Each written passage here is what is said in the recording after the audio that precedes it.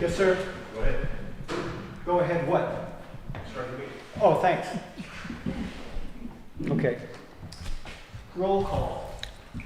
Tim Chiari is here. Linda Alexander. Here. Thomas Sissivi. Here. David Eby. Here. Catherine Perrin is not here at the moment. Claudine Pettit here. All right, we have four. All right, pledge of allegiance. Pledge allegiance to the flag of the United States of America and to the republic for which it stands, one nation, under God, indivisible, with liberty and justice for all. Thank you.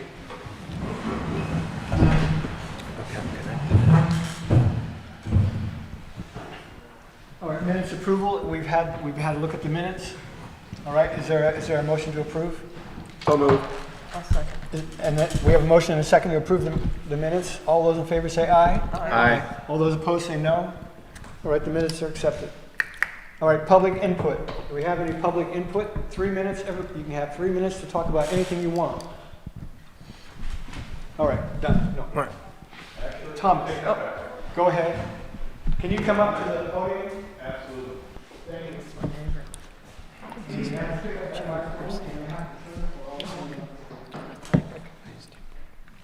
Thank you. You hear me? No. Not like I really need this. My name is Jay Berstianos. I'm a resident here. I've been here for about 50 years now. Recently, my neighbor passed away. And I was kind of watching his home.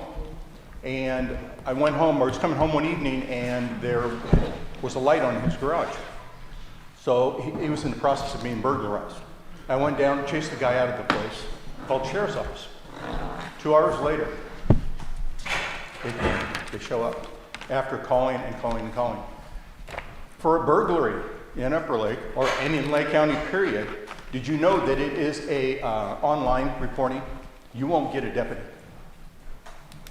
It was the most pathetic thing I've ever heard in my life. This didn't happen once. It didn't happen twice. It didn't happen 3 times. 4 times. All 4 times had to be online. Some of our people who have difficult time making good choices in life found out about this place and just kept breaking into it. The first person that broke into it that I chased off was not the people that were arrested for stealing the car. I just want to get this out there. I want to get everybody to understand that the sheriff's office has some work to do. We have a new sheriff coming in. You better voice your opinions, because if you get burglarized, don't expect any help. Thank you. Okay, I'm Thomas Aceves on the board. I like to concur with the gentleman. Last year, my mother-in-law, who lives on the same property I do in Nice, was home invaded. She was in the back of the house, back of the property, in the bathroom, and the person went inside and stole her purse, took her credit card, started using them within hours. It was a Sunday. We followed up on that, and of course we had to report it through the portal. There was no no sheriff's participation, and that person got away with what they did. So I concur that when Luke becomes sheriff, officially, we need to have him at the meeting and push for this to change. Certainly, Sheriff Howe at this point is sheriff for another 6, 7, 8 months, whatever it is. But I think with the new energy, we'll have to change that. So I agree. It happened to us too, and we need to have some changes. Kate. Kate. Come over here. Chairman, I have another input besides that. Can I offer that? It's not an announcement, input. I do it at the beginning because everybody's here. I'm on the Caltrans committee for pedestrian, bicycle, and cycling, and I had a meeting with several other people for the North Shore corridor pertaining to Lucerne and Nice. In this action, I'll talk about Nice since we're the Nice. Nice is still being, we did have a presentation here, I believe last year, by the team of Caltrans engineers, and they are going to be going to environmental, which is the first step. Now, this is a long process, and it's frustrating because it takes years to get actually actionable action. It's 2030, 31 when Nice will be corridor. 20 will be a 2-lane bike lane, and sidewalks improvements and calming of traffic through some different areas to try to slow down traffic. So it's exciting because even though the length of time is not a great, it takes a while for them to get the funding and so forth, this action is going to cost $40 million for Nice. They will be, even though we're not Lucerne, they'll be looking at Lucerne first, and that'll be at $32 million. I think a little work in Glen Haven. Unfortunately, Upper Lake is not funded at this point, but I think Nice needs it more than anybody else because of the traffic and the fatalities. So that's good news there. I just wanted to share that with the community, especially about Nice. Chairman, is EJ, Supervisor Crandall going to be here tonight? EJ? Yeah. I don't see him. I'd like to say something else along with Jay's presentation about these, not even random break-ins. There are a lot of people in Upper Lake that live alone, and I was not involved, but I'm wondering if the Citizens Patrol would make a difference. I know it was working really well, and then it kind of ebbed out, and then it started again, but it's very alarming to think that there are people prowling around, and I can only say my security light was out, and my son came to fix it, and it illuminates down into that orchard. So I was really very frightened at the thought of darkness brings theft and thievery. So I'm wondering if we could just think about that again. Probably the organizers are not here, I don't think anymore, but it might be a thought. It might be worth a subcommittee for public safety. For public safety in the specific areas like Upper Lake and Nice. I don't, obviously we have had some good news from the Sheriff's Department just recently about confiscations they've made, and what was this? It was, I don't know. This was You'll have to speak up. I can't hear you over here. Okay, can you hear me now? So, Chairman, some good news. We want to input, since Supervisor Crandall isn't here, that the two main actions were taken yesterday at the Board of Supervisors meeting that are pertain to Upper Lake and Nice. Very happy to say that the Clover Creek restoration has been approved for funding and will commence in the spring for cleaning it up and getting the blackberry bushes. That's exciting news, and that's the first step for Upper Lake. The second exciting news is that the road task force, which covered Clear Lake Oaks with code enforcement coverage and sheriff, will be now covering Nice and Lucerne for 3 years. That's the roadmap. That's roadmap task force, and we really need it. That, if you haven't seen the Board of Supervisors meeting about it, I would recommend watching it on PEG TV. And that the code enforcement officers will be staying in the hub.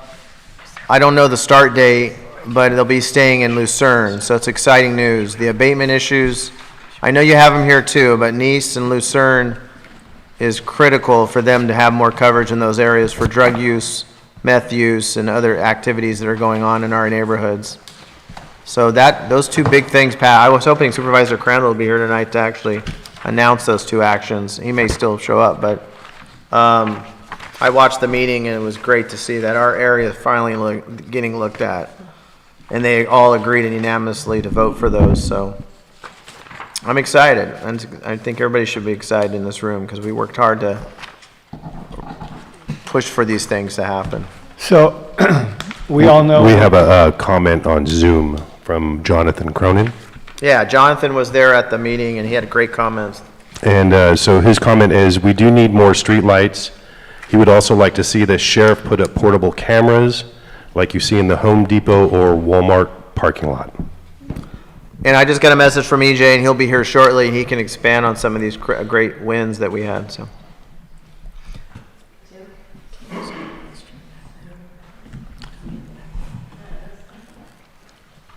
Can you come to the...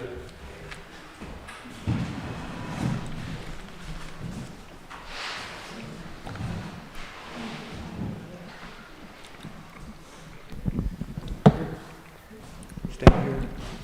Thank you. Hi. The main reason I'm here is because I had a problem here with street we got out here. The traffic drives real fast. We got motorcycles going like 60, 75 miles an hour through here. We got cars cruising with higher speed than that. And what I'm worried about is we got the school right nearby here. And those kids all come down to the corner here and they walk to the coffee shop and everything. One of these days somebody's going to get whacked, some kid's going to get hurt. And I've already seen several accidents because I have the antique shop over here in the corner. And I've seen a lot of accidents. And I've talked to the county. You can't believe what I went through with the county trying to get him to do something about it. And he told me right at the beginning, you aren't going to get nothing. And so I went to the administrator thinking that, in the old days I had a lot of power with the administrator, Kelly Cox. I don't know if everybody ever heard of him, but he was a great guy. And he did things when I asked him to. Well, this lady they got a lady there now, and she pawned me off to back to the same department again. So they came out here and they put a hose out here, but they didn't put no parts to it to show how fast the cars are going. So I complained about it, so then they ended up doing it down there at the corner, and they still didn't do nothing. So we still got cars going through here too fast. They should stop over here at the corner, and if they don't, one of these days the kid's gonna get killed, and that's when it'll be a problem. No stop sign, no, there's no stop sign up there. There isn't, guaranteed. So anyway, that's a problem. And we've seen cars hit, I don't know how many people go down this road, but there's a bump there, and some of the cars are actually in midair when they go over that. Because there's a bump there, and it lifts them right off the air. They're going so fast. So the reason I came here is I was hoping something could be done. I don't think most of these meetings I've come to for years since I've been here 32 years. I've been to a lot of these meetings. Everybody means well, but everybody goes home, and we all go to sleep. And it's never nothing done. And I like the signs out on the highway. I don't ever notice the signs we got out here for Upper Lake, the round sign. Well, I went to meetings here with the local group, the town council. And I went to meeting after meeting for 3 years. Finally, I asked them, said, can I do it?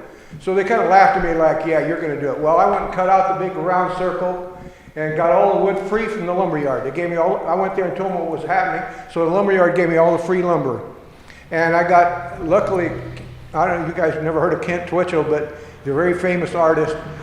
And I'll give a quick thing here. He got a divorce and his wife moved to Lakeport. He's from LA, but he followed her because he wanted to be near his kids. And I got to be friends with him, and I got him to paint the signs. He's the top muralist in the world that did the signs for us out there. But even then, since then, there's been nobody taking care of the signs as much as they should be taken care of. We have funds all the time being raised here, but I don't know what the hell they do with the funds because nothing gets done that's like the signs. They should be checked on all the time. A lot of things should be checked on, but people don't. So I'm here to bitch. You heard my bitch. Thank you.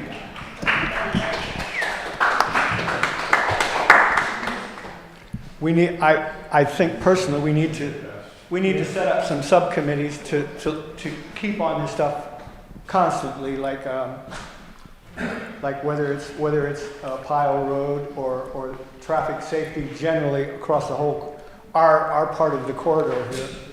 And because it's like he says, we meet once a month, and that's not really enough to get anything done.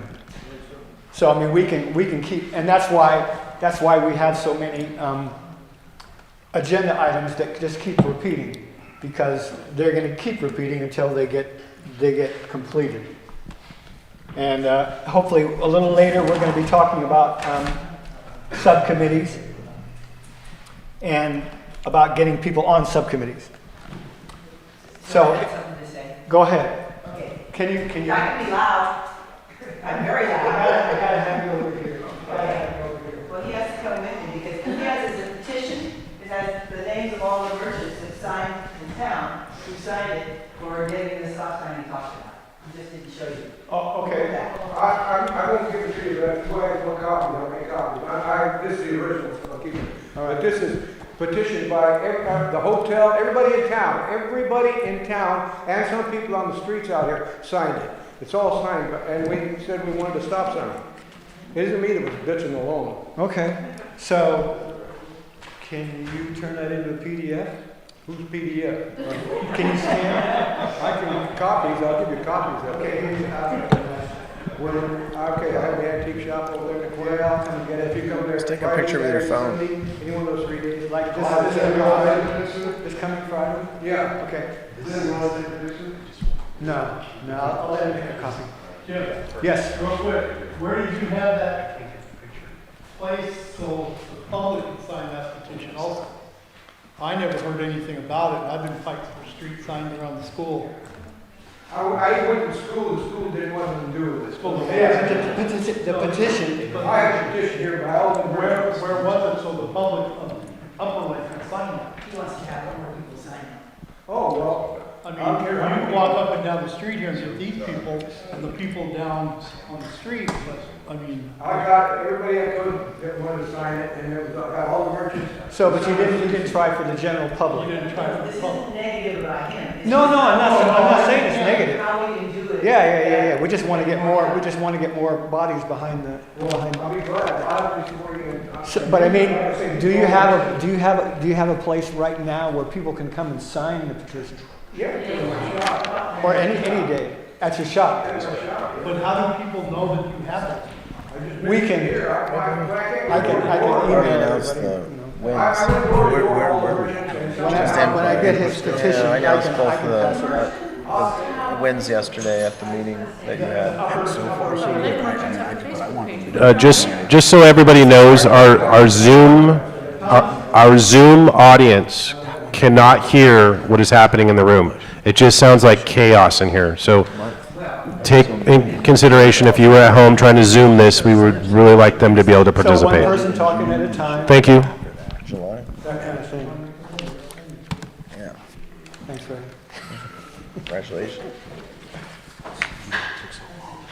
All right, okay, petition, so you give me, I'll come and get that copy, and then I'll put it online, and then I'll say to people that they can come, I'll publish it on our list and on the Upper Lake Connect and the other ones too. And then, I don't know the one, but you'll tell me about that maybe after the meeting or something. Okay. About the, it's the North Shore business, isn't it? No, it's Upper Lake business? Upper Lake Merchants. Okay, all right.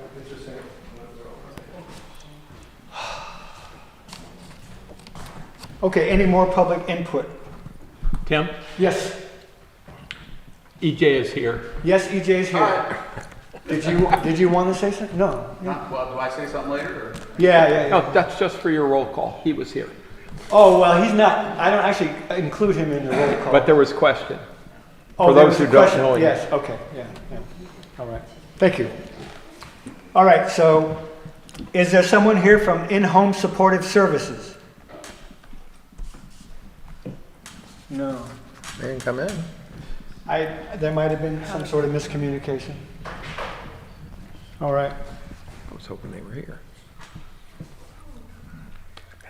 Okay, so the next item is subcommittees. And as I was just saying, I believe we need to have like some sort of semi-permanent subcommittees. You know, I mean, obviously, a subcommittee is only useful until its purpose is fulfilled. But we have some ongoing concerns that I don't think we have enough time when you have an hour and a half once a month to sort of do a lot of planning or that kind of thing. And sorry, Thomas, did I do something wrong? I know. So, and I would like to get people's ideas about, you know, like a I don't know if we should say pile road specifically, but some sort of code enforcement subcommittee to look after that kind of thing. Is there something I could probably shed some light on about yesterday, some of the things that happened yesterday? I think Thomas talked about it already, Yes. but I can give some light on that. Oh, yeah, no, I'll take this one. So I don't know, I sent out and put in, hopefully, I think it got on the agenda for, not on the agenda, but for the Facebook page. Yeah, those two items. And the first one was, well, I'll go over the water resources one. That's on the agenda for later, right? But I'll talk about this one. And this is Copter. It's the one that, it's the Roadmap Task Force. And so what happened is, Clear Lake Oaks right now has the roadmap task force. It's basically 2 deputy sheriffs, 2 code enforcement officers, animal control, and then an emphasis on that specific area as it's a gateway to Lake County. They approved that back in 2021 and a budget of like $1 million to fund that per year. Well, it's coming to a close in May, and so we were able to yesterday pass a new one that's going to focus on Nice and Lucerne basically, and then mainly the North Shore, as we usually have most of the issues when it comes to crime, especially when we talk about Pile Road and whatnot, so that's going to be a plus there. And the code issues.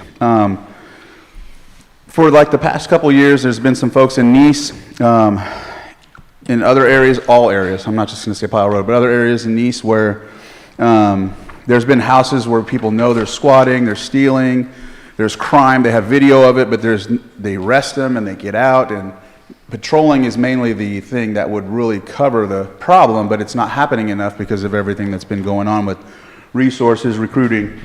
Well, we've been doing a little better with that, but in the meantime, with this program, rather than focusing on a new town, like going to maybe just Middletown or just the front of like Upper Lake, they wanted to be a little more mobile. So that way they can, yes, they will emphasize that's the primary focus is in East Lucerne, Upper Lake area. However, if they do have to come out to Upper Lake, Pile Road, or even go like to Cobb for something every now and again, they will. They'll have that availability. But the other roadmap task force that was in place, those deputies weren't allowed to leave from that area. So let's say that there's a crime in Clear Lake Oaks, it just kind of would not get resolved if it was in a different area. So when we pulled the group together, Sheriff Howe, actually it was the undersheriff, the new sheriff that's going to come into play, Lieutenant Bingham, Lieutenant Dutra, and Captain Chwalski. Community development, code enforcement, we all met together with the county council, and that was the main meeting we needed to really identify how we were going to attack this instead of just having it based on one specific town. That doesn't do any of you any good if we're just focusing on Clear Lake Oaks. I know Clear Lake Oaks was pretty happy about it, but so this is going to put a lot more emphasis in that area. We're hoping that it continues on so that we can ensure that another station will be developed. They use the Lucerne station. They will use it. They used to use it, but they don't use it any longer. So now they're going to reinvigorate that station, and that'll help patrol and keep the focus on that area. So that was passed yesterday in concept. Roadmap task force in Clear Lake Oaks ends in May. The budget will be passed in June. This will come as a budget item for us to like reapprove. It's already been approved in concept, and then it'll move forward from there.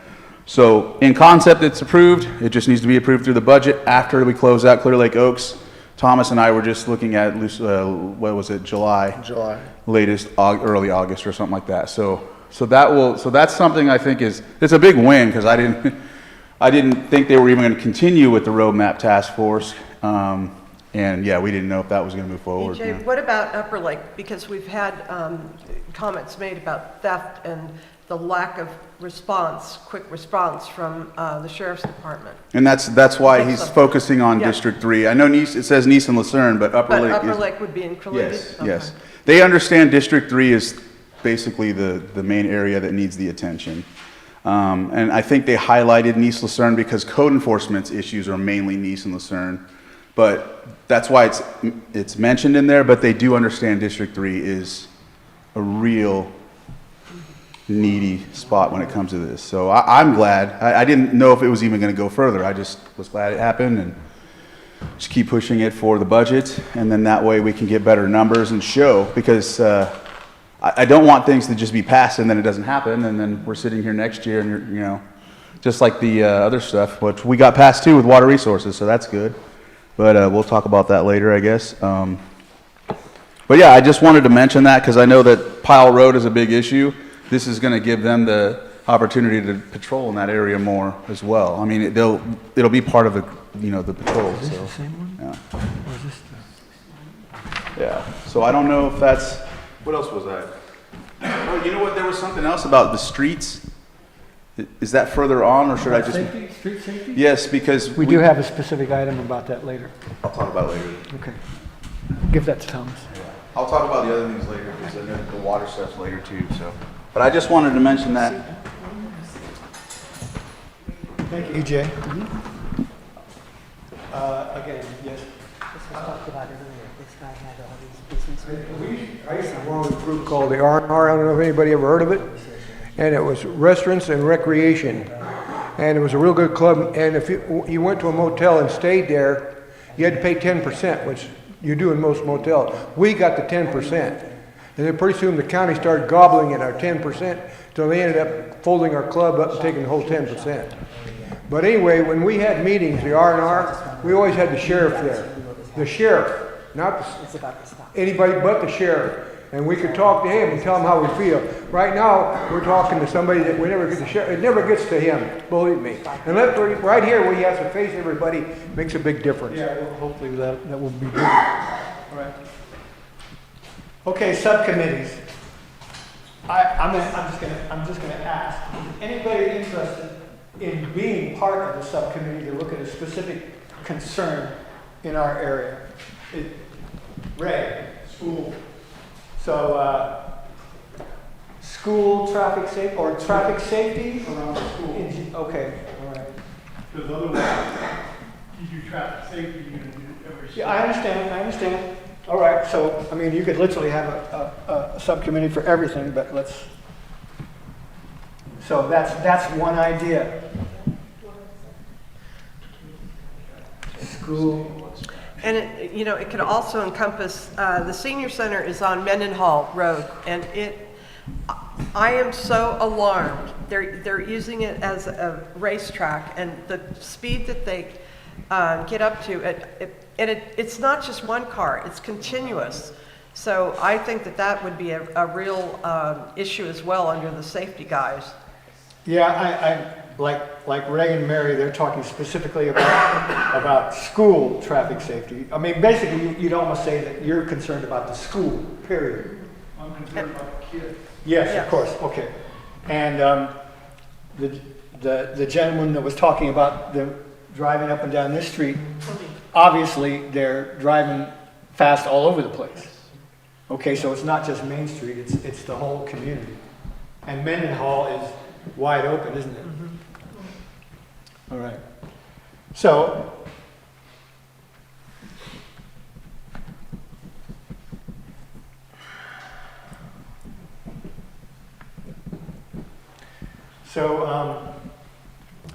does anyone have any ideas about concerns that they would like a little more focus on, that they would be willing to head up?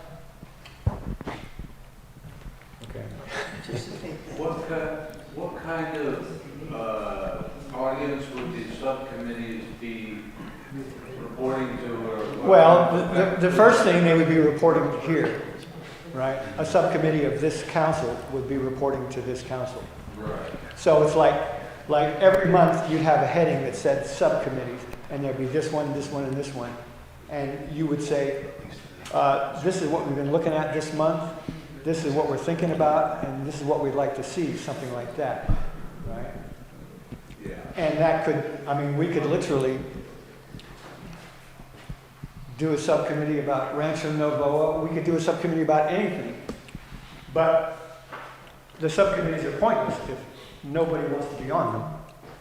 So We don't meet here, right? No subcommittees. well, that's, if you get a subcommittee, then yes, you're gonna have a meeting that's not here. You're gonna have to go have a cup of coffee or something. Right. Or something like that. That, I don't really have any guidelines about how to do that. But I'm just more interested in getting people involved, because everybody comes and talks about something. But then what do? We just kind of forget it till the next meeting. Yeah, Gary Lewis And- says it goes on for 30 years. And hope somebody else is fixing it. But that's not really going to cut it anymore. We're going to have to sort of exert some citizen enthusiasm. Or what, Kate? Participation is good. Participation is good. That's the thing. It's like, the only way anything is gonna happen is if somebody is complaining about it. That's about the only way it's gonna happen. That's not true, but Well, you know, complaining is the wrong word, but like maintaining focus, A concern. okay?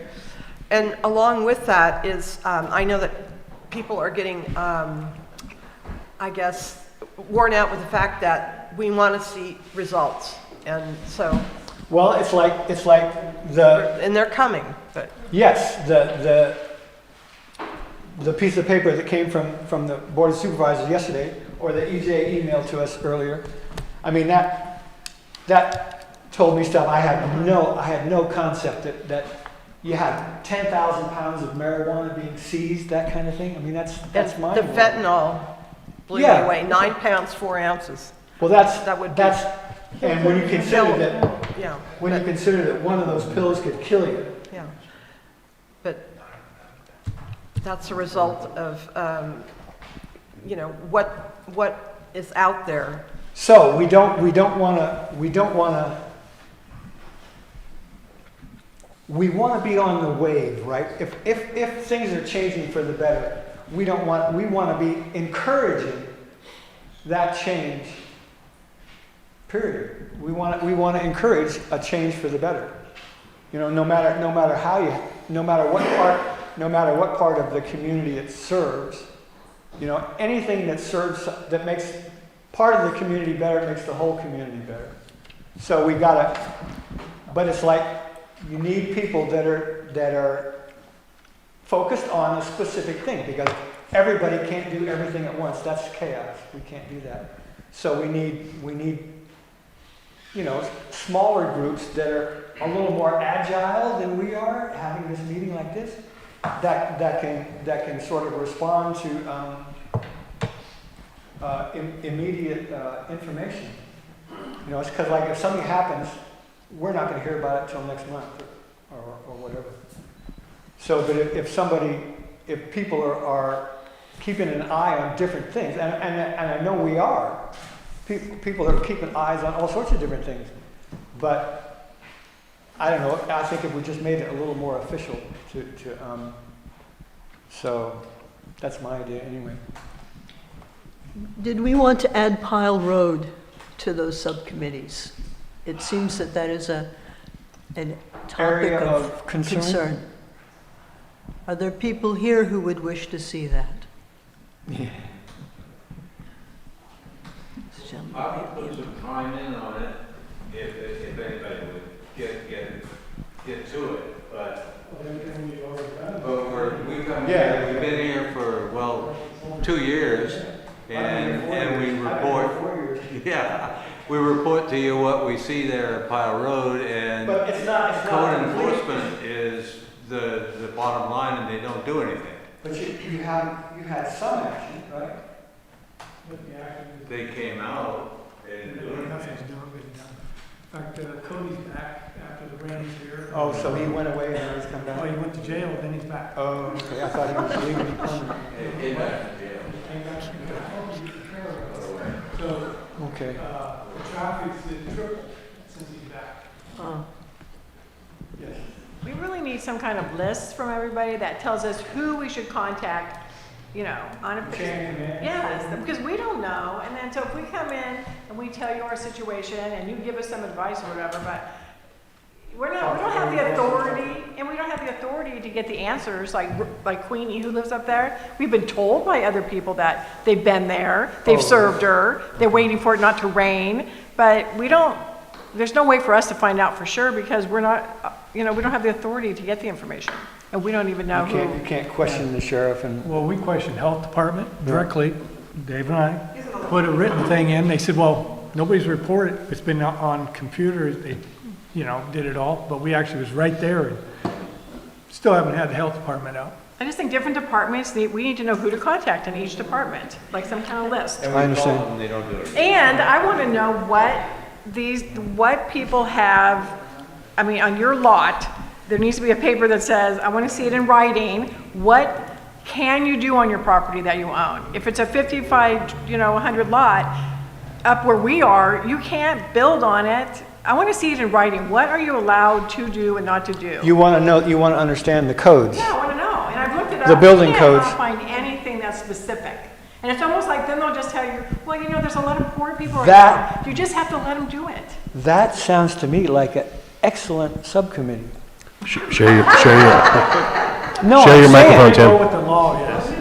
Well, but I mean, to develop a list of this, you do this, you do this, you do this, you do this. Realtors sell lots, 50 by 100, out where we are, to people. That you and can't- tell them that they can take their motorhome and live there. But you can't. No. You actually have to have 4 lots to build. We have to put tell septic people tanks on out and our stuff own. You like can't do all that. You better go to the county and find out what you can do. All right. You just wasted money. I understand. 1 second. Has code enforcement ever been invited to this meeting? And what do they say or what do they do? What's our reaction? Well,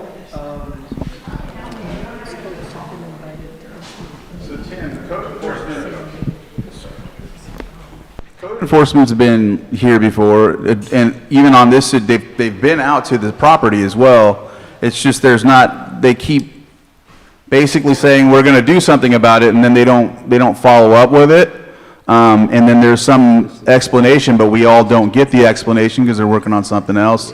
And then I know that with the one you were talking about that has the tag, they're saying they're waiting for it to dry up before they go get it. And so they're just, what the issue is they don't have, we all don't have a follow-up, and by the time we find out that they're going on something else, they're like, oh, well, we were short-staffed or something. So that's why I think Tim's trying to say, if we can keep everybody on an ad hoc committee that has a list of things so that each time, once we can get them back on that circle of communication, we could say, we're still at this spot. We're still, you know, we're still here because the group here is sensing the frustration that you have the same frustrations, others town halls are doing the same thing. And we've been telling code enforcement, they've been coming here, and it's just, it's the same rigmarole, but the fact of the matter is you guys are putting together a committee to have a list, so each time they come, it moves forward. I forgot which, I think it's the Earth Committee does that with cannabis, so it keeps them on notice. Like when they go and say, oh, well, we did look at it, there's somebody on that Earth Committee that hands them a document that shows them the projects exactly what they've looked at before, and so there's no way they can say, oh, well, I have to go check or nothing. You see what I'm saying? That's what I think he's looking at, is doing something like that. Does it make sense? You're not really necessarily doing their job, you're just basically showing what you've been complaining about and hasn't been addressed. And that's also what the Nice Neighborhood Watch did, is they kept showing the emails and everything that they've been doing for the past how many years or whatever. so you have a paper trail. Right, and so each time they say, oh, well, what happened again? And then they have to go through the same thing again. They just go right back to the committee work that they've done or whatever the case may be. Yeah. You could literally, you could develop a form that you fill out. You say, this is happening, and according to the county codes, we see this violation, this violation, this violation as public, as citizens, and you email it to them, right? You know what violations are. What's the code? No, yeah, I understand. That's an education thing, and it's many a times over this, we need. directly. It would be nice if we could have like a. Go ahead, Thomas. When you get a chance, we have a comment from Zoom. And who is that? It's Jonathan Cronin, and his comment is, does the town council have a budget? Some game cameras would be nice out at the end of Powell Road. Also, it would be nice to get regular reports from the flock cameras. I would like to see how many stolen cars are being captured on the cameras. I'm curious if CHP is following up on stolen vehicles. And then one last comment, we could also create a committee to follow up with code enforcement. Okay, yeah. It wouldn't be bad, like having a sort of report like was in that mailing to the Board of Supervisors about, like a progress report, like the code enforcement says it's, well, it did mention a couple things here, didn't it? I'm not sure exactly. human trafficking, that's mind-blowing to me. I can't. No, I mean, it's crazy. It says, human trafficking victims located and rescued, 9 last year. I don't see anything here specifically about vehicles.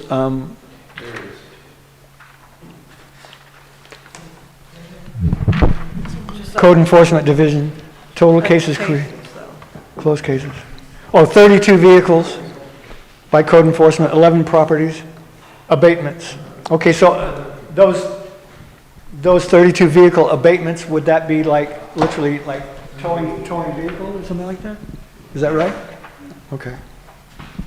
So. But I think that's what John's referring to, is something like that. EJ, do each of the different agencies report back to the Board of Soups? I mean, this looks like it's a memorandum that they've sent. Do you get that, what, yearly or monthly? The one that you have for Copter or whatever it is, Roadmap Task Force? Yes. Yes. Yeah, so they usually will do either a biannually or every 6 months they were doing a Roadmap Task Force update, and actually Roadmap Task Force was doing an update in Clear Lake Oaks as well, as it was in that area. So they will usually do one. So that may be, that not only maybe, but it's something that can happen here once this gets started, is have a standing either by or every 3 months or every 2 months update. You know.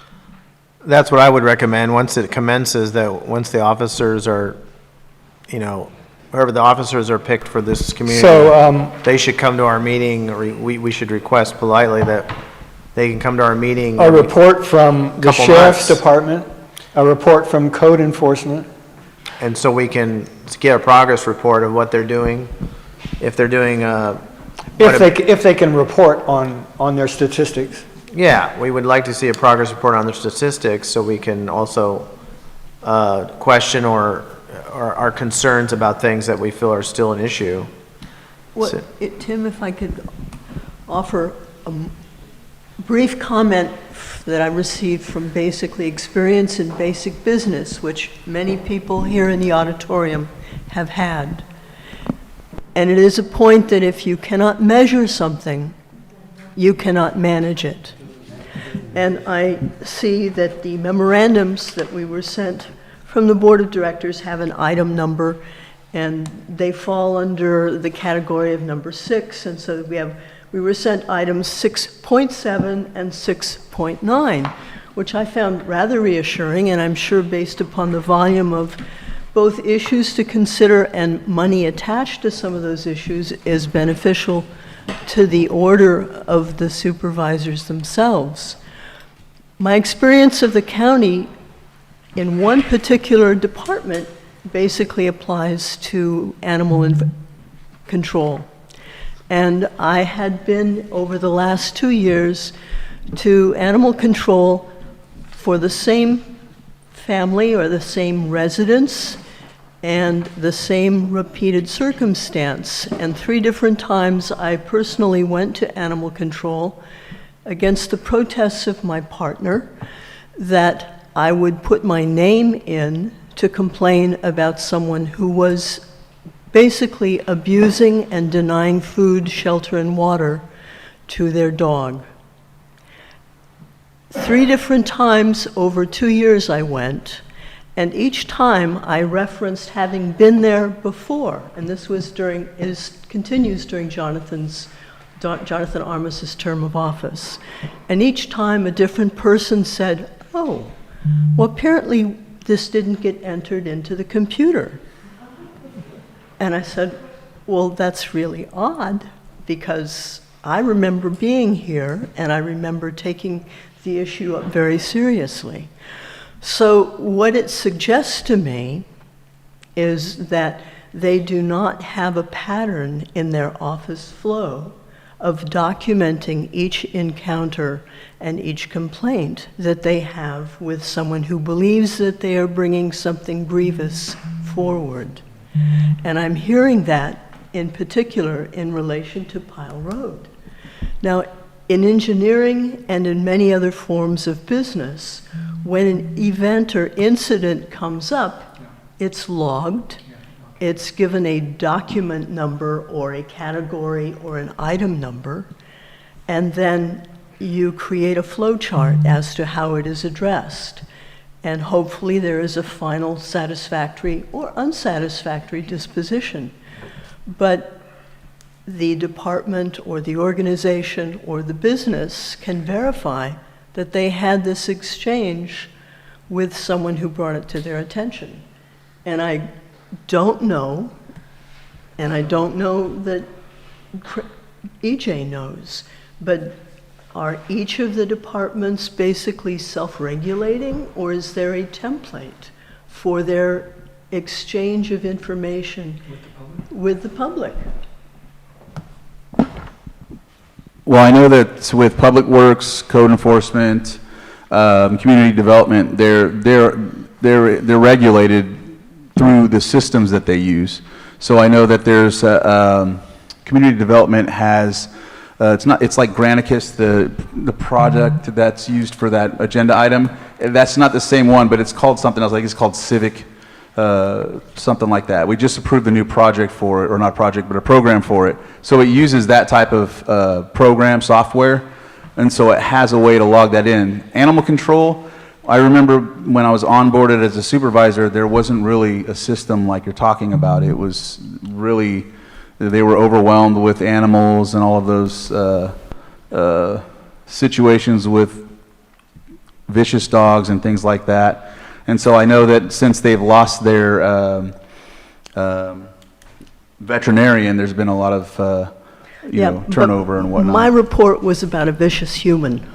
A vicious human. At a particular address over more than 2 to 3 years. And there should have been something you're saying from him to like law enforcement or...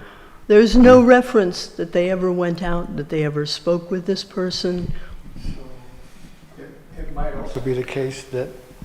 So I'm suggesting that if there is a system, they're not using it, or they're exercising discretion that's not appropriate. Right. Well, with animal control, that's something that I'm not too familiar with, but I can go and find that out and see if they're interfacing with the others, because that's part of the problem. And obviously here, there's issues with it. But that's also why this task force is put together, and they've been building a better relationship. They being code enforcement and law enforcement have been building a better relationship, whereas before it wasn't. It was more working in silos. And so it's getting better there. Now we have to plug in animal control and see what they're using. Real quickly on animal control, not to get on a tangent, but just to make you aware, I was told a week ago I saw a loose dog on Stokes. I called animal control on my phone. I was on my bicycle. I was just worried about the safety of the animal. And they told me there's only one one officer available for the whole county right now. So just to All right, give Thomas, you and I both have had very similar business experiences. And when we're in a place where we are underfunded and understaff supported, what we do in our mean and evil little soul is we create a record to basically cudgel our supervisors with. I agree. I concur. Any business, I've talked about this in the past being here, that any kind of follow-up has to be done with record keeping that's kept so you can follow up on any incident that's required in your own jurisdiction. Otherwise, it just evaporates. If a department is not adequate to do that, the manager needs to become well, it's possible a manager needs to become aware of that and make it more efficient. Yeah. That's their requirement and their job requirement. And EJ, this isn't about, I'm not coming after you with a cudgel. No. But I can help figure this out. That's right. Rather than putting together a committee with this one, I can just go and see, because he comes to me about things like that. If someone will come at the office, he'll say, hey, I'm getting a call, there's a vicious dog, I just got a call, I want to let you know because they might be coming to you next, and I told them what I have to do, and so I interact with them. So for you to tell me this now, I can talk with them and see what we... That was a week ago. I didn't hear about your thing, but and I haven't heard about... Yeah, I just... before, but... Anyway. You know, when you live in some context, this isn't Los Angeles County where we don't have a lot of homeless sleeping right next door to us, or adjacent to our corner or whatever. So sometimes you're just going to suck stuff up. You don't pursue it, right? But I think that the issue with like Pile Road, if there were like a trouble tree like they have in engineering that would be publicly available, that people could say, oh, on this issue, this number, this sub-branch. Or something where you could check on the Right. the progress of the complaint. Right, I can go to the record, or I can reference this and call and find out what's the latest. That's an interesting idea. I mean, I don't know if law enforcement, I don't know if the sheriff can do that, like have a call that they go out on, and then they're going to document it. One thinks so anyway. They should. But then whether that information is actually available to the public, I don't know. You know. Well, that you hope that they have it available within the precincts of the law enforcement. Yes, but I mean, that doesn't necessarily mean that they can give that information to the public. Right. Yeah. If you're in a law enforcement situation. There's a question. Yes. Hi. Hang on. Sorry. I'm just wondering, so I oversee the Career Point Job Centers in 4 counties, but Lake is one of them. And I don't know if you guys already have this. This is my first town hall meeting since I've moved back. But I feel like there's a through line here that maybe maybe what we can do, what's an easy action step, is creating that record keeping system, or maybe that could be the committee, because this is project management, right? Like, so we're trying to manage people that, well, technically, you know, as citizens, we should have some say. We're not actually their supervisors. But we can, with the animal control story, you know, if they don't have it recorded, but we do, and we can say, well, on this date, I spoke to this person, and it was at this time, and this was the instance, this was the issue. That's power. In my work, we say if it's not documented, it didn't happen. So then it becomes a he said, she said, they said game. So I wonder if maybe the committee is like, what action steps can we take? What project management can we use? That's like low, it doesn't require us to take on another full-time job, right? So it's thinking about like the solution that will work across all issues is tracking data and record keeping. And I would be happy to do that committee. Oh, super. Sign her up. But the big thing is like to have a paper trail, you know, like to have a form that whenever we go through any of these things, everybody could have the bloody form if you create it. You just sort of like, and then we could bring them all together at some point and do I don't know exactly what. I think another issue that we've always encountered would be the different department heads saying that they're low-level staffing. They don't have staffing to meet the needs of the community. So I wonder how to approach that, or if there are ways that they could. Which departments should we start with, real quick? The sheriff, the Public Works? But what exactly is the problem? When they come to speak, they indicate that their staffing level is so low that they can't meet the needs of And so code enforcement. Tim, do you have something else before? No, go ahead. Okay, so the sheriff, I think last month we talked about it. The sheriff did swear in lots of new deputies, correction officers, dispatch. Not saying that they're still not understaffed or anything like that, but just saying that we're working on that with them. So that's actively happening. The other one, the Public Works, I know that they've been, of course, that's been one of the things they've said too. We actually, because Scott DeLeon's retiring, we did some interviews yesterday for Public Works, and we're still continuing on with those. So just letting you know, we're looking for those, thinking of the things you're saying too, because we want to have Public Works directors or any other position that's open. So we have Water Resources Director, Public Works Director, Special Districts Administrator.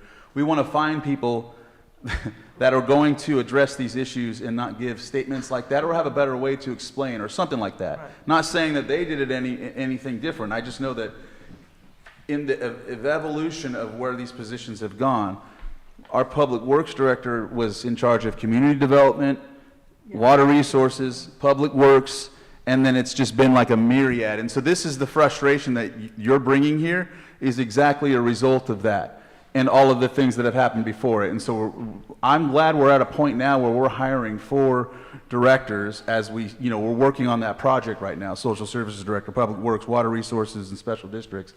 And we can come out with somebody in each department that's going to focus on specifically what we're talking about. Having projects, have worked in areas where they've overlaid and had worked not only with other departments, but also interfaced, and we're able to, verify, look, we did this in that area at the same time you did yours, so that way when Johnny from, Hudson Avenue comes and says, hey, sorry, John, I didn't mean you, I just was trying to use an example name, but when they come and say, hey, they can say, look, we did go there, and we did go with code enforcement, and John was right, it did happen, rather than, wait, we didn't see that, and then now he's showing it, and then we're going through this whole thing again. That's what we're trying to get to, you know what I'm saying? So I hope that makes sense. That's the direction I know everybody's going for when it comes to hiring and getting away from putting 3 people in charge, or one person in charge of 3 departments, trying to get away from that for you guys, and having deputies and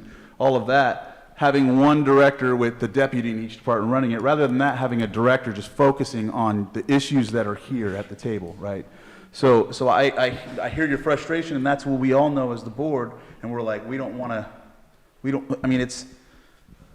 it's not conducive, so just know that that's what we think of, and I can't go into closed session stuff, but yeah, it resonates with me when I make a decision, and, and so with these, if we come out with some new directors, know that that's been heavily thought about and implemented, yes.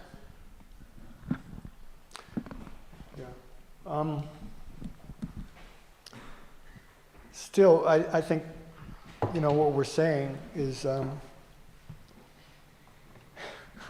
I hate to say this, what we have is a failure to communicate.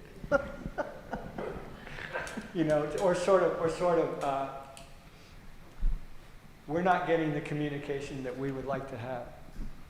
So, I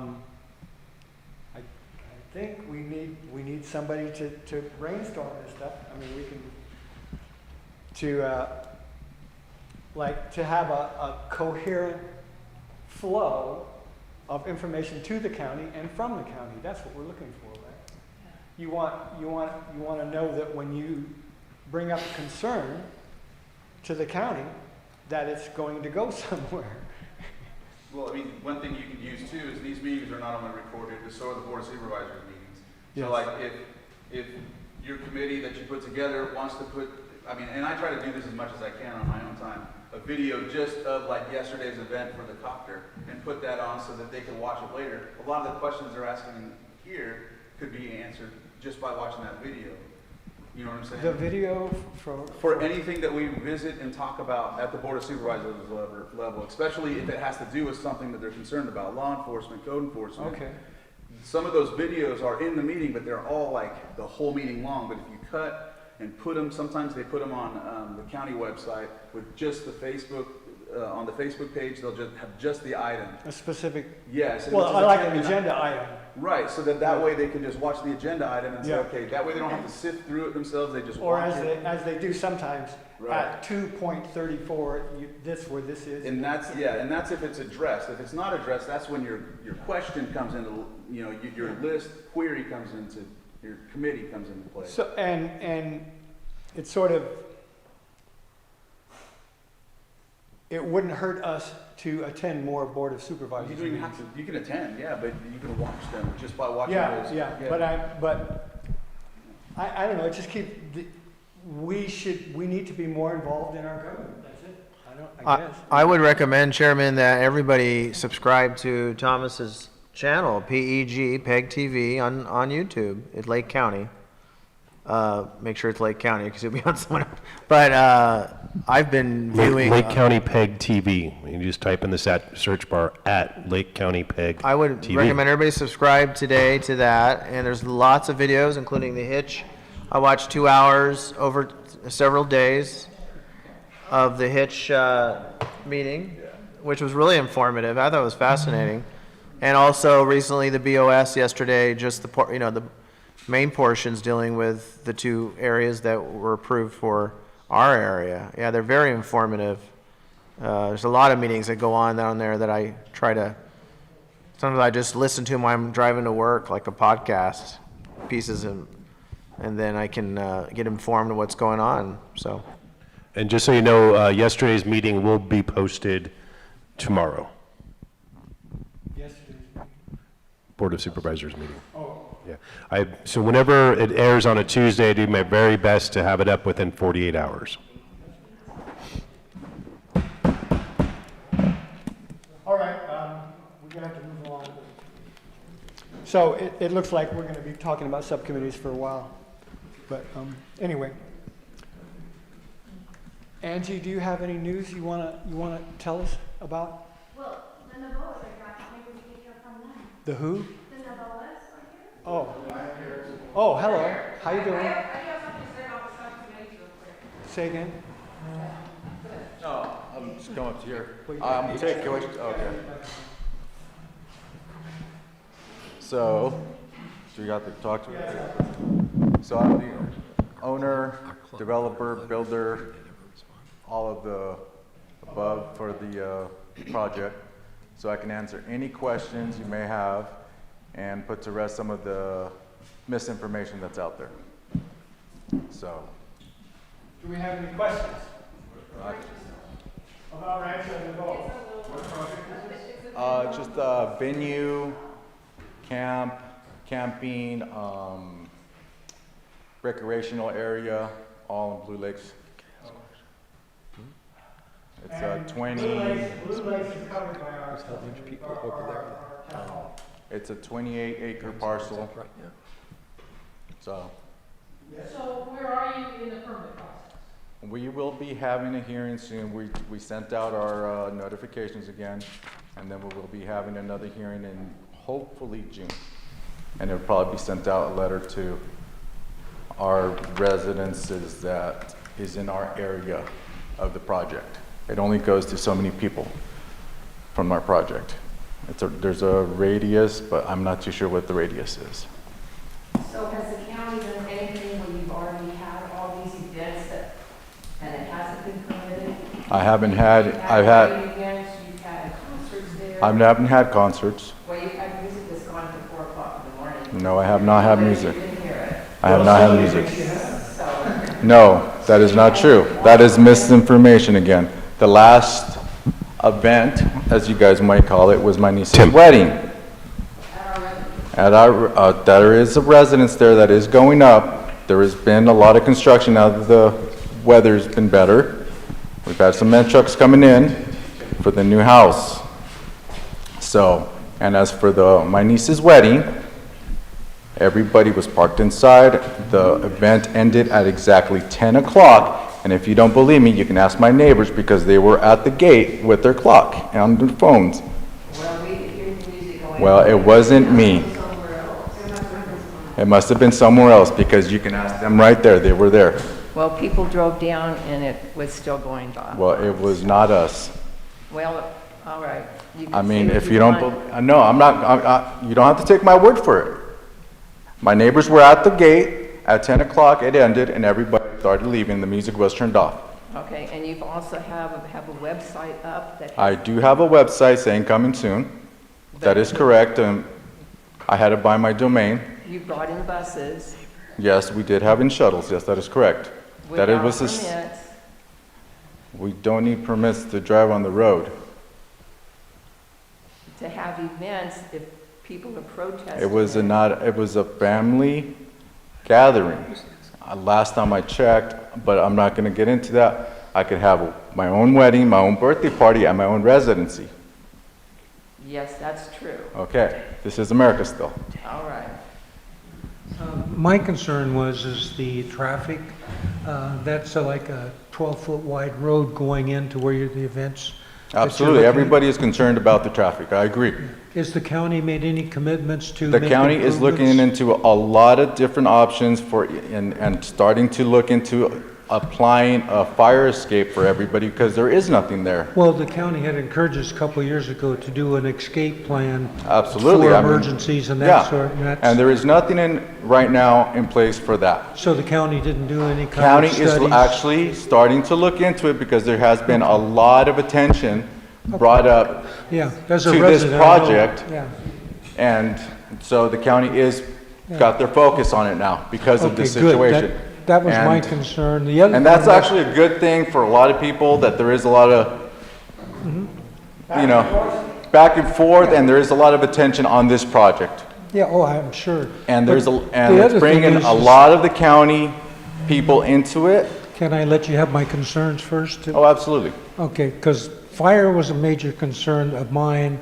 I saw a lot of correspondence addressing that issue, and I was wondering if the county had committed, so it sounds like they are committed and working on it. Yes, they Does are. that mean there was an environmental study or anything? Yes, there is actually. There is a Great. huge report Okay. out now Because- that it wasn't available.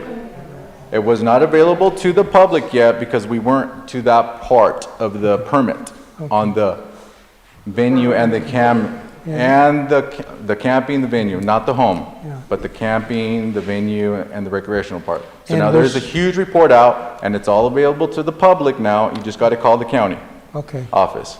And the other, my last concern is that if there is a fire breakout or anything, do they have fire hydrants there at the resort, or can? I have 5,000 gallons of water reserved. That's about the equivalent of one small fire truck? But it's 5,000 that does not run off of PG&E. So there is water pressure, even though PG&E will be out. Because as you know, as soon as a fire hits, PG is the first thing to go out. Has North Shore been contacted to see if they can get in or having trouble? Absolutely. I used to be a member of North Shore years ago, so. We've gotten a hold of all the fire departments, and even on our site plan, there is room for an emergency vehicle and a fire truck to turn around. Okay, because Caltrans, or Cal Fire rather, on some of the areas in Blue Lakes won't service or attack a fire because their trucks can't turn around. That's correct. So you So have to have an who- emergency turnaround for an emergency vehicle for any fire. Even if you have a home, a fire truck will not go save your home unless they can turn around on your home. Because if they feel threatened, they want a way out. And what's the maximum number of people that you plan on entertaining? So the maximum is, we're going off our sound engineer report, which is say up to 300, but the local event planners, like wedding planners, say that average is about 100 people per wedding. But if you were to have 300, do you have parking spaces for that So, amount of people? so my niece, we had a wedding, which was a great little trust run for us because I have a big family, a real big family. I have a big one too. So it was great. We had all the relatives come in from Southern California, Arizona, all over the United States come in for this wedding. It was a big wedding, and that's why we had the shuttle buses for all the parking. Everybody used the local. Well, our concern in my neighborhood is that in busy weekends, holiday weekends, Pine Acres, which is up from you, they end up parking in the neighborhood in everybody's driveways, lawns. Yes. And it gets to be a mess. So this event that we had, which was a lot of people, because I have a big family, Yeah. not one car was parked outside of our property line. Okay? So you have a that's- large parking lot. Yes, we have a sufficient enough parking lot. For how many cars? I think we're only gonna have, the county's allowing us to have 40 cars only, but our parking lot's very good size. With handicapped access? Yes, of course. We will have that for our major use permit. Thank you. If you don't mind. PG&E has been working back there, as you guys know, and they repaved part of it. Are they telling you they're going to finish the repaving? They are saying they are gonna finish it. They're still working on the road. I think I'm not work for PG&E, so I couldn't tell you exactly. But from what I understand, they are gonna pave up to where the last underground transformer went into.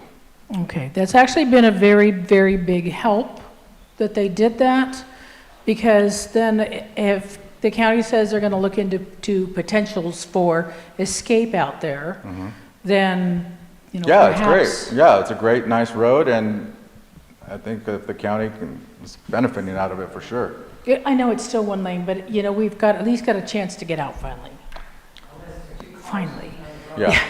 Well, again, that's the county issue, to make it a one lane or a one-way, which, I mean, I think that's up to the county. We can't say what they can do, but So we did get a notice that a lot of your plans were on file at the Board of Supervisors or at the county. And so does that include fire mitigation? You can see it's a big concern. everything, it's all included in the report for the fire. Like I said, this county, all the fire, the chief and like the fire department do not have an evacuation for Blue Lakes Road right now. There is none. For No, we not for know that. Latron, not for our neighbors, the Narrows, and not for Pine Acres in that area. We are in limbo. It's chaos. Okay, I understand that. So they are working on something right now, from what I know. And I think it's on our report, they're saying there is something they're gonna be working on for the fire escape. I don't know what they're gonna do. They're gonna probably implement one and make everybody follow that rule and that escape. And do you happen to know, besides working with North Shore Fire, have you been working with CAL FIRE? They're a separate entity. No, I don't know anything about the CALPA. My wife, Yeah, let's see.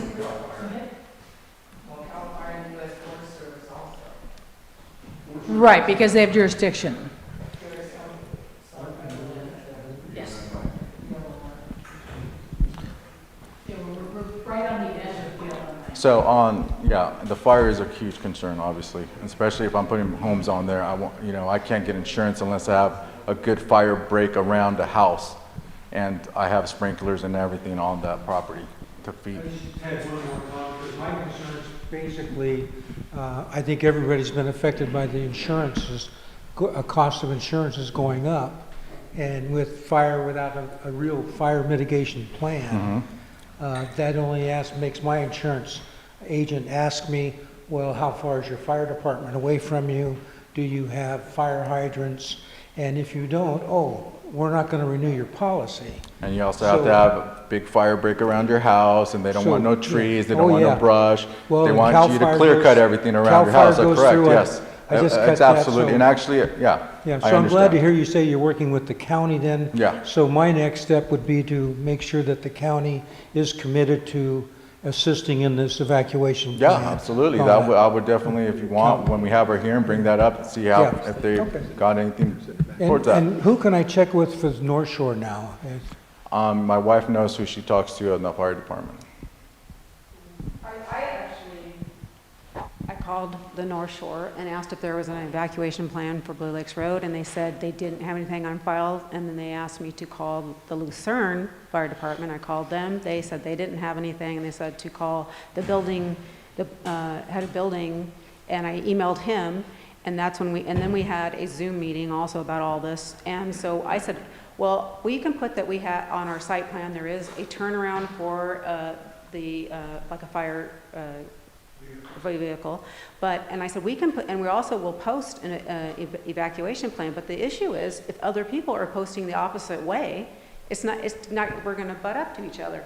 So I would said, I will put that, obviously I think we should go west, because that would be, we'd be away from the residents, that's like a half a mile away.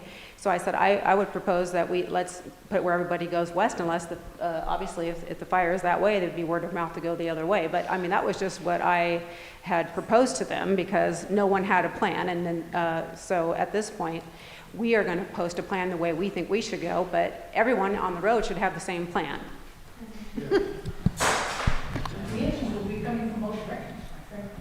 All right. This committee, is this, or, what's the process now? Is this part of the local area plan? Or is it general plan for the county, or? Well, I would assume that the general plan covers everything. AJ, do you know? EJ. It's okay. I thought in the local area plan, it said that part of this, and the North Shore Business Association meeting this morning, talked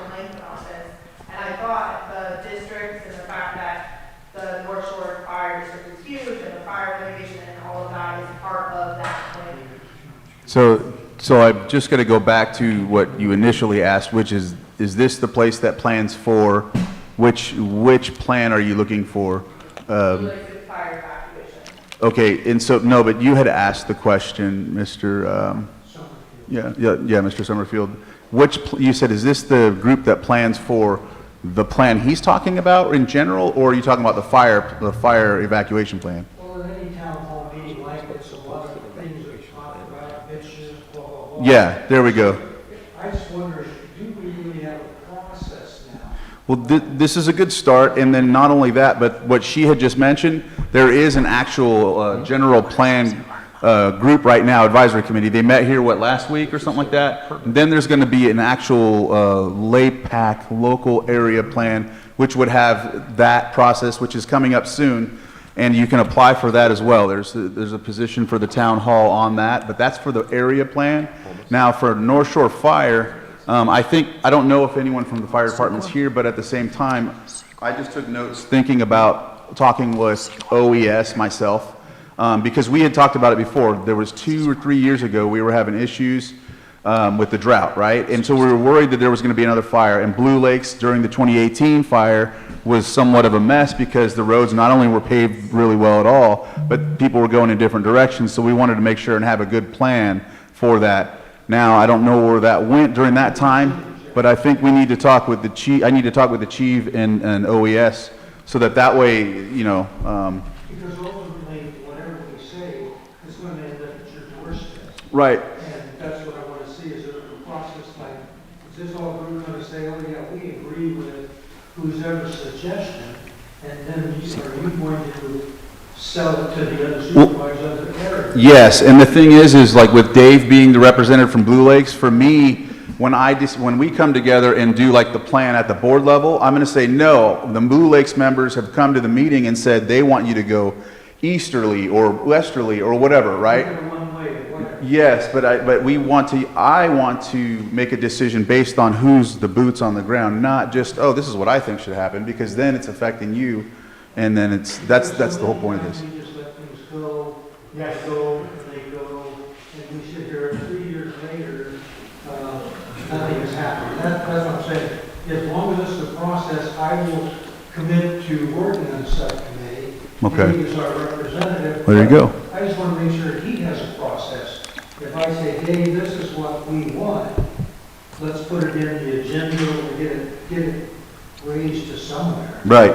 Well, any policy that you recommend as this group right here, I take with me in whenever we vote on what you're talking about. That's what I keep into consideration when it comes to policy or. You could also take that policy to the board of supervisors meeting. That too, yeah.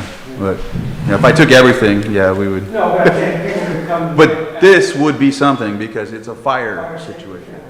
But if we're a policy development committee here. Right. Yes. We should be able to get the county. That's what I would like to see, that we're actually dealing with specific concerns and trying to figure it out forward. Yeah.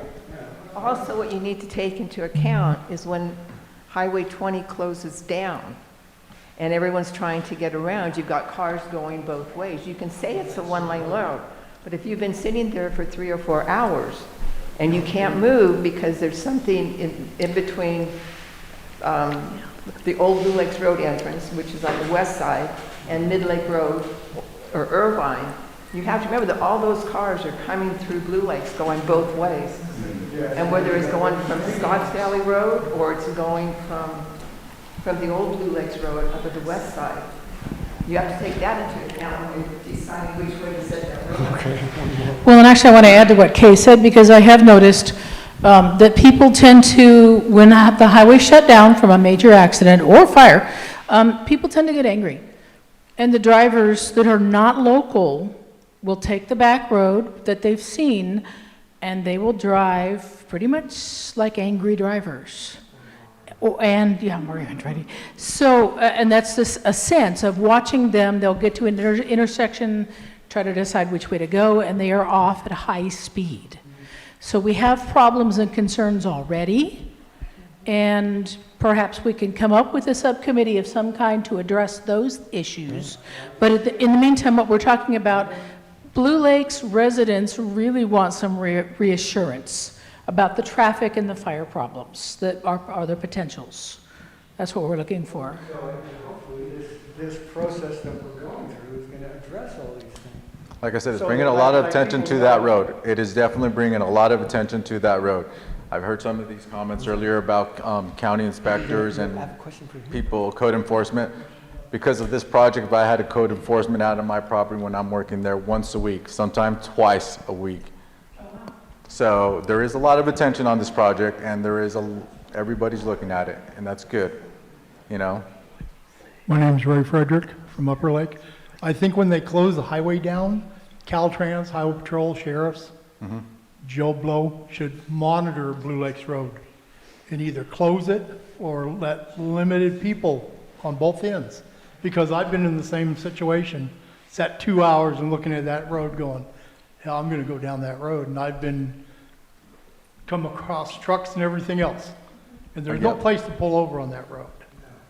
No, I agree. I mean, So, and when the accident that does should be up to the happen. sheriffs or highway patrol to close that road yeah, down when there's and I'm something sure the going on. CHPs are pretty busy dealing with the accident, but I'm sure they do look at that back road and see everybody going back there, and I'm sure they want to do something about that. Okay, we're gonna, I had one comment I wanted to try to input just quickly, Angie.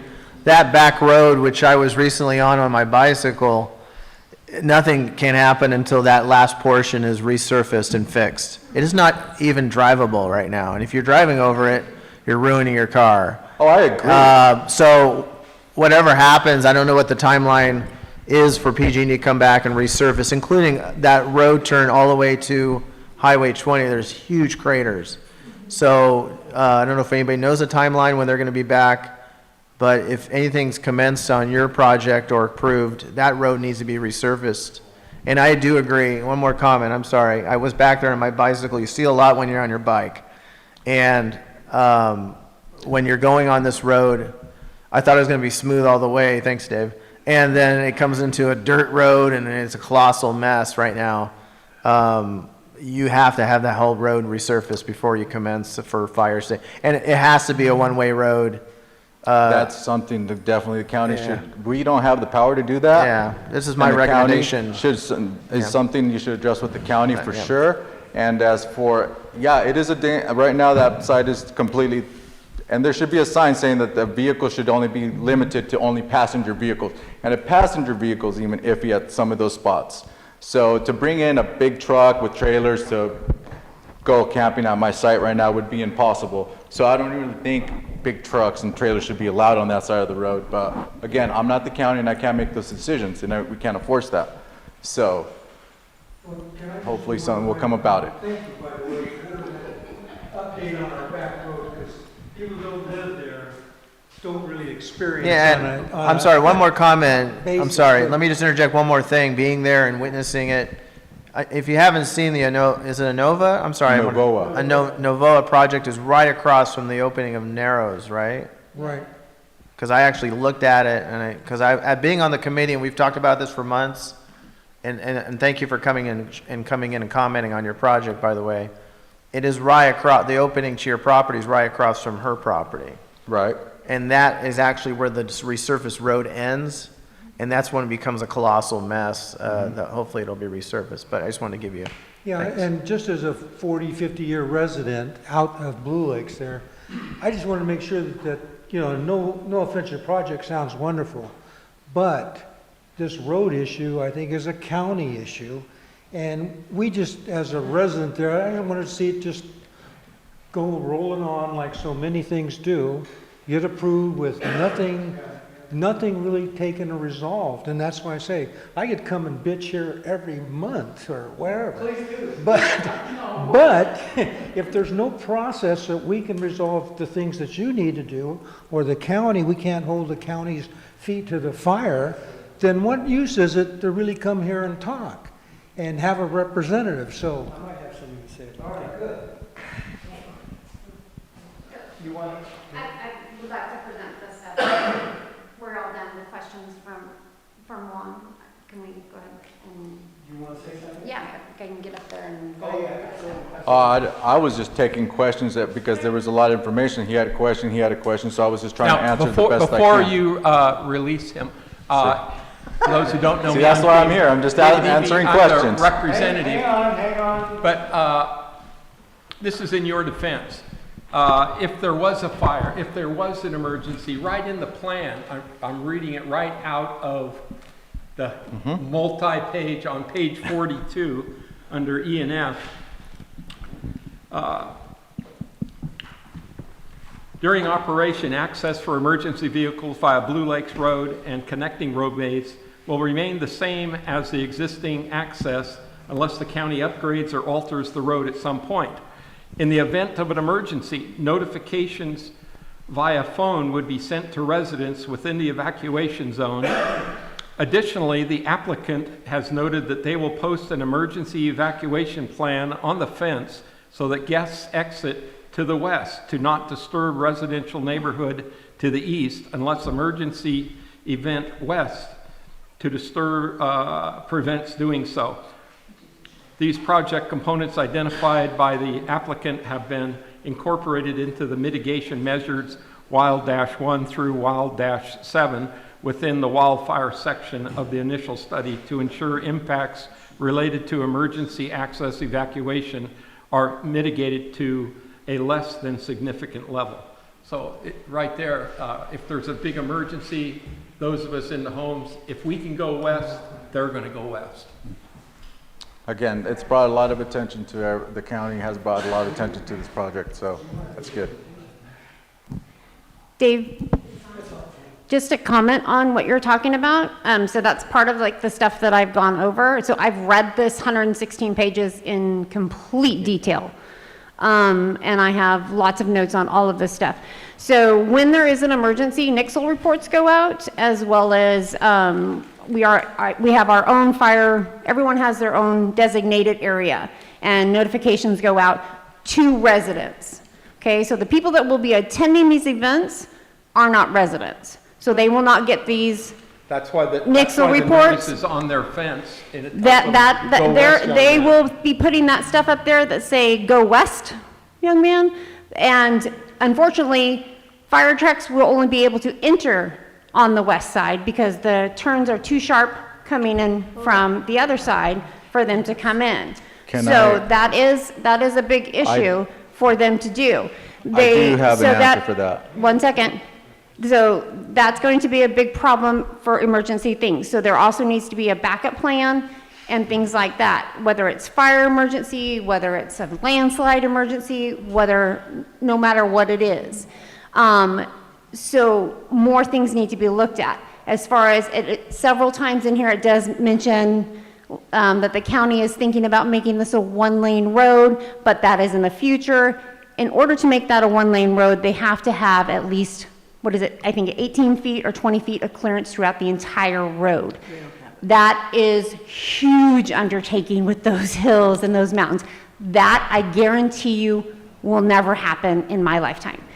It's just impossible to do. They can't even get it more than 12 feet in the majority of the area. So a one-lane road is not going to happen. Not to mention, the fire trucks cannot come in from your side of the road. So it's just not going to happen. An answer to the, Now, one final thing, between April 1 and May 1, their whole project is open for public comment. So if you have some concern, something you want to address, right on the county website, there's a link there. You can exactly who to contact, how to do it. You can drop it off in person, you can do it by email, or you can mail it. But we are under open comment right now for their project. So if you have a concern, you got something, now is when to do it. Don't come to it on May 2nd and think it's going to get addressed, because it won't. All right. on the comment of the alerts, usually if there's an event like a wedding or something like that, the people that coordinate the events are going to be local. So they will probably be telling the people which way to go when they get the notification. Yeah, you can't always guarantee. We work pretty closely with everybody in Lake County. All my project expenses I've been taking all my business to Lake County, local businesses instead of Mendocino. Do you live locally and get mixed electric from Lake County? She does. Do you live locally and get mixed electric from Lake County? She does, because I do, because we live in Blue Lakes. That is our residence too, one of our residents. Okay, thank you. But I do have other because can I say more something else? So there's been a lot of things about my project on grading and concerns, I should say, concerns about grading, diverting water. I've heard of all kinds of things on the last hearing we had. It was with the county when we had, it was just to address all of those and doing work without permits. So everything in our project is done with the permit. We have plenty of we've had environmental studies that we're asking about. The biologists come out, archaeologists come out, Native Americans come out. Everybody came out. We have not been red tagged once on this project. Every permit is public. No, you can look it up through the county. So, and that's what I like to say on that, because I know there's been a lot of discussion about that. Yes, yes, there has. Okay. Thank you. Thank you. I promise 5 minutes. No, that's all right. That's all right. Okay, so I promise to make this quick. So, like we stated, you can get that whole 160-page report online if you want to read through it. The new proposal, like you said, May 1st, if you want to put into any concerns. Some of the main concerns, so he did not specify, 250 people was the count for that unpermitted family wedding. They did receive a warning for that from Maria Turner from the county. Even though it was a family event, they did receive a warning not to have any others. Some of our biggest concerns with that, again, is going to be the number of people going to be on that road. So in the permit, it says that they plan to have no more than 80 trips on Blue Lakes Road, and then the county adjusted that in their permit to 94. So in the proposal, it does state 250 people per event. So even 80 trips, if they adjust that to 94 trips, I don't know how they're going to get 250 people, even with shuttle service. If you think about musicians, food vendors, employees, the 250 people, and everything else, I think 94 is still a gross underestimate on how many cars you're going to be having up and down that road. But even at 94 cars, we had a civil engineer do an estimate on how many cars with the people that live in the area plus the cars that we have. Our population max capacity for our place is 150 people. We never are at max capacity. Our average capacity is 110 to 120. That's with our employees that live there, our family. So on average, the traffic, according to our cameras that we have on the road, is about 25 cars per day. So if you're adding another 90 cars per day, you're increasing the traffic on that road by over 300%. The noise is a huge issue. So there was a noise survey done. The noise survey, the area of the stage that they have on their map has changed several times. The survey was done with a DJ. However, they are playing with live bands. Live bands, there's a big difference between a live band and a DJ. When you put into account horns and bass and drums versus a DJ, the volume goes up a lot. The noise survey, I have copies of that as well. The noise survey says that they tested it in 5 different locations, one of which was on our property. It was not done on our property. The noise survey says that they need to set up a 6-foot wall break between the stage and the parking lot.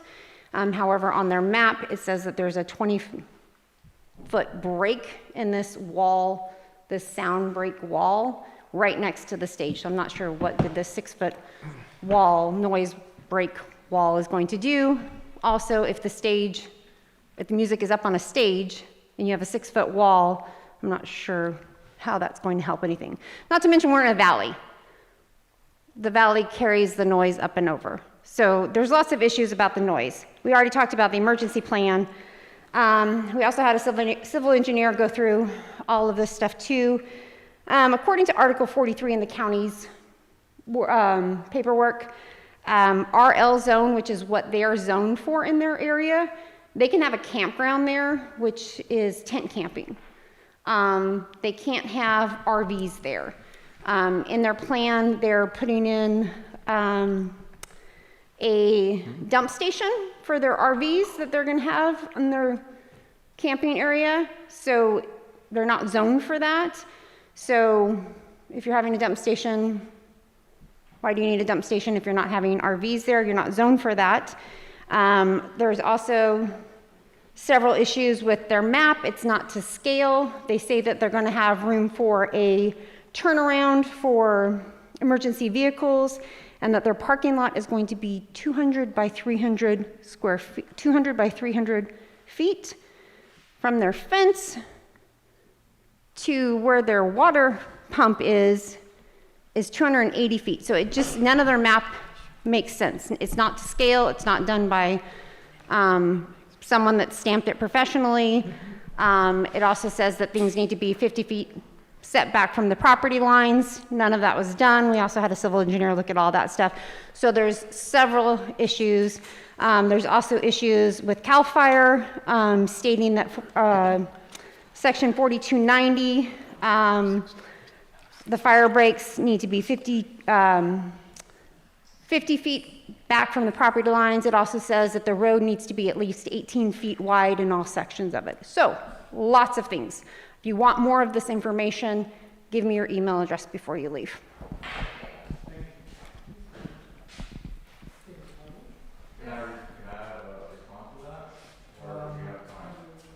We got time.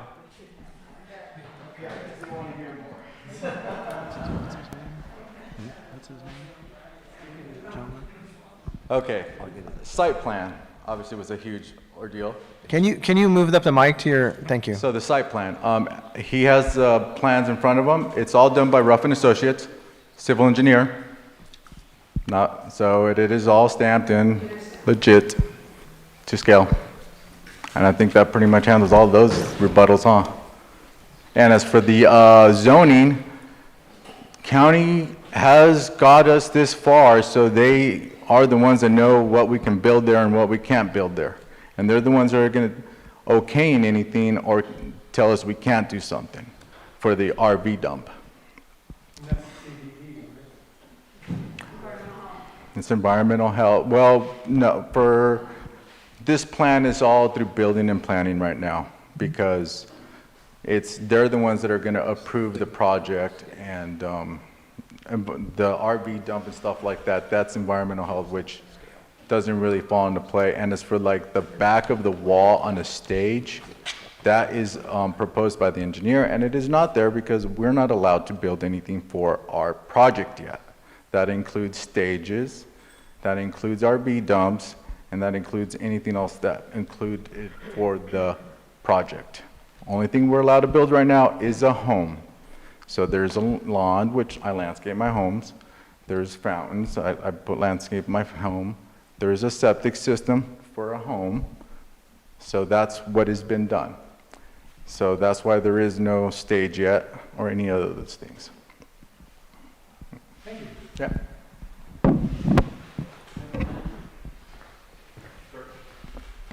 Okay, last one, last comment, no rebuttals. Hi, my name is Craig Carter. My wife and I own the Narrows. I want you all to imagine just for a second that you're in your homes, you're in your backyard, you are planning a wonderful dinner, you've got some friends over, everything's great, it's a beautiful day, and all of a sudden you notice a whole ton of traffic in your front yard, a lot of traffic. a lot of talking, and then you've got shuttles running up and down your road. You're standing up, you're looking out there going, what is going on? Then the music starts, 7 o'clock, and it is live music with horns, and it is blaring. Not to mention the cloud of dust that comes up from the parking lot and saturates everything on your property. And everybody on your block is trying to play cards, and they're trying to relax, and all of a sudden, here's this blaring music that thumps and thumps and thumps. And you walk outside, and here's this fella, he's a very nice fella, and he says, how do you like our party? Isn't this great? And you say, well, we weren't really planning on this. You've got 300 people here. And he says, I know. And by the way, we're going to do this every weekend. We're going to do this every single weekend all summer next to your house. And for all of you, that's like taking your parents and putting them in an RV in the middle of a Van Halen concert. This is real for us. This is going to happen. They don't care. This little community of Blue Lakes is going to be interrupted every single weekend for the rest of our lives. This is going to be noisy. There are places for these events. There are Elks Clubs, there are fairgrounds. It's not about money, they don't need it. So please, support us. Remember, this is a real thing that's going to happen. Thank you. Thank you. Do we know when this is going? This is, once CEQA is done with this, does it go to the Planning Commission? In June? Can I?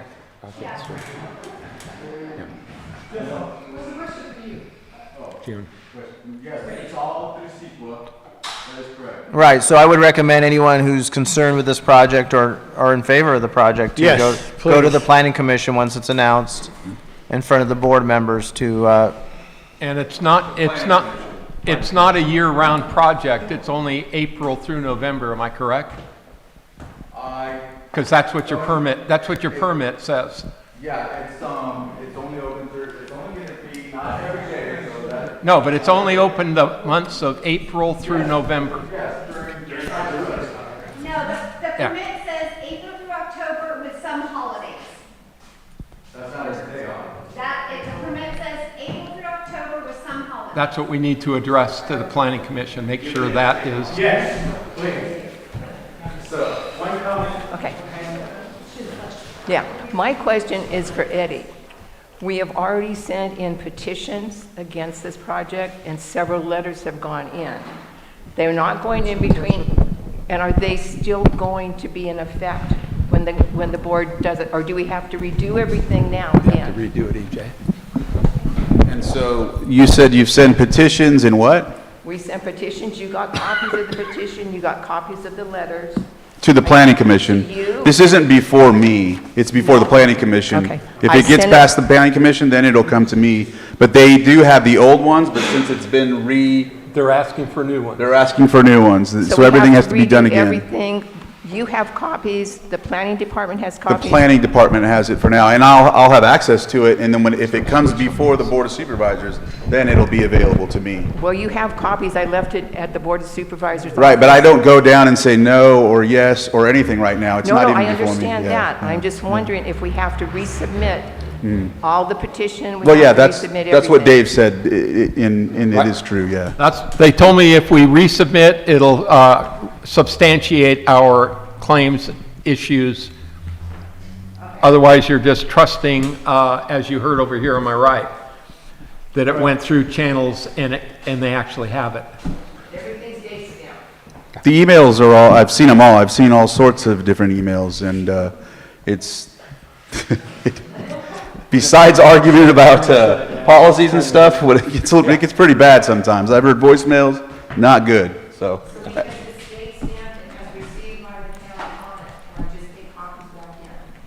I would think you could, yeah. If you go down to the Planning Commission, you can see the entire permit, everything, and you can see all prior documentation. It's all there. Okay, so I can take in copies because they have the originals.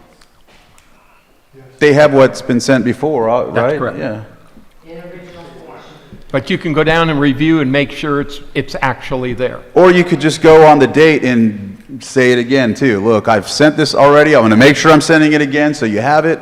And then if you are that passionate about it, go to the meeting and state your piece there as well. And then the planning commission will decide from that faction. Did you get a notice in the mail from the planning commission? I got a notice that it's the wrong person with the wrong address. There's nothing there. Are you the one? Mine was messed up as well. They sent it to you, or what's happening? Different address, right address, wrong people. Who sent it? Planning commission. Sent it to the wrong people. Okay. All right, we're gonna have to move on. Thank you, everyone. I appreciate it.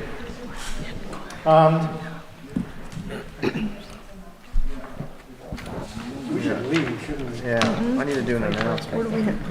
Okay, we're gonna continue. He has an announcement. I have one announcement. Hang on. I do too. Before you jump into Pile Road. Well, I don't think No, we gotta table that till next It's 7:15 already. I think That's what I'm saying. He's got an announcement. We're gonna continue, and we're gonna go straight to announcements. Good. All right. So I believe some of our items would be worthy of subcommittees, which we're going to keep discussing till we get some. We get some volunteers. So we're gonna continue whatever we got left over till sometime in the future, and we're going to go to announcements. And Thomas has an announcement. I have an announcement for on May 2nd. Do we have flyers? Okay. They're on the table. We are doing a Village of Hope Village, Vision of Hope Village in Nice invites you to Neighbor Fest, a community event on May 2nd. That's Thursday at 5 to 8 p.m. in Nice at the Nice Event Center. It's in they're collaborating with North Coast Opportunities. Tammy's not here tonight, but she's part of this. Obstacle fire drill for the kids, music, a local nonprofit we'll have meet local nonprofits and get resources, free hot dogs and chips while supplies last. That'll be at the Nice Event Center, May 2nd. It's a Thursday, 5 to 8 o'clock. So it's something Tammy's been wanting to do, and they've joined forces with Vision of Hope Village, which helps and creates activities for young adults and younger people with disabilities and autism. So we hope to see, if you see something going on May 2nd, come by and drop in. It's free and it's open to everybody. Thank you. And the Neighbor Fest, they were talking about that before the pandemic. Right, well, Vision of Hope joined up with Tammy and they're doing it. So Nice is having a Neighbor Fest. So come all and we'll have a lot of fun. Come all, yep. Thank you. I have You have an announcement? I have an announcement. Claudia has an announcement? On May 6th, which is a Monday, the Lake County Silver Foundation will be providing the summit once again for seniors. It's going to be at Twin Pines Casino, a little bit farther away, but what we do is we gather all sorts of agencies that are available for seniors in the communities.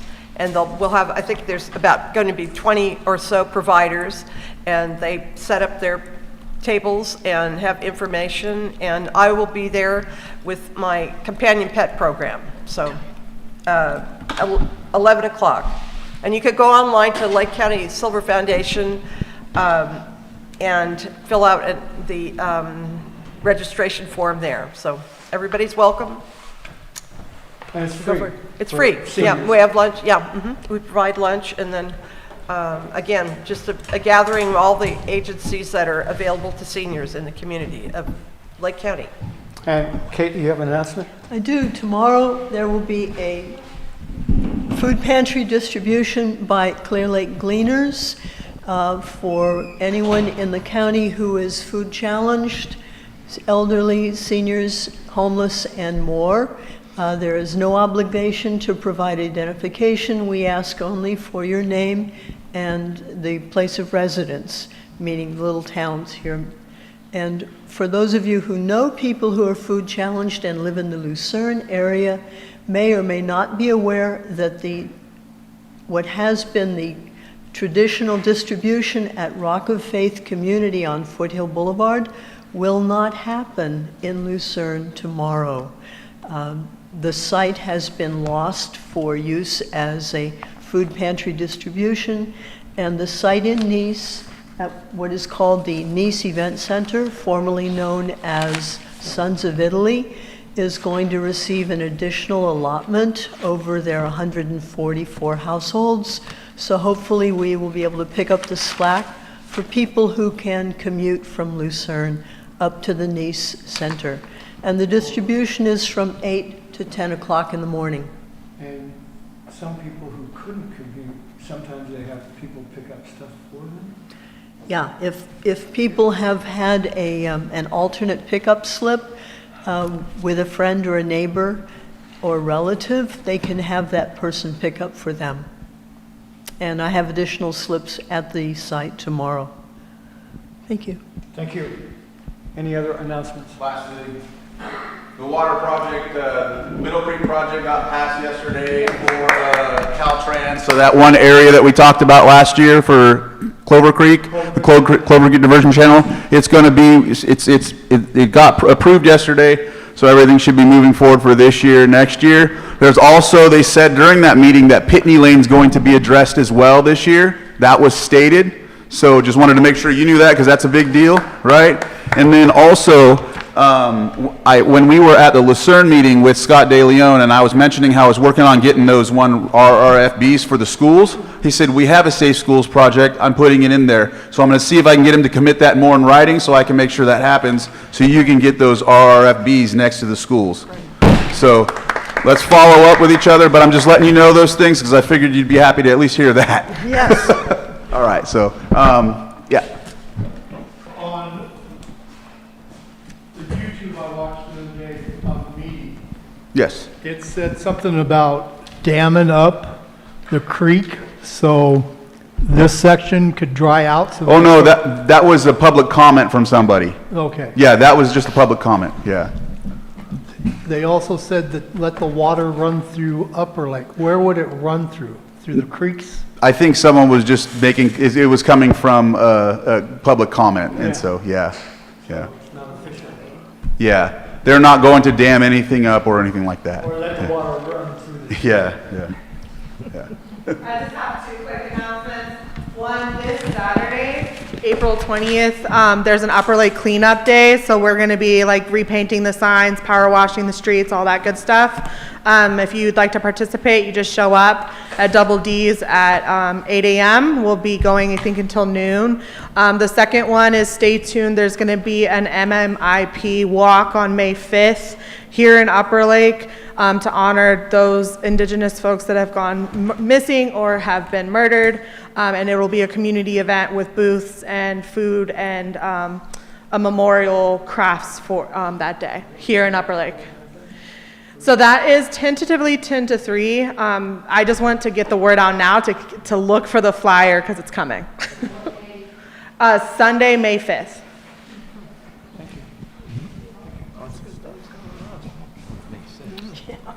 Is there a motion to adjourn? There's a I'll motion to adjourn. Second. Oh, sorry. Any more comments? Any more announcements? Okay, we have a motion and a second to adjourn. All those in favor say aye. Aye. All those opposed say no. The meeting is adjourned.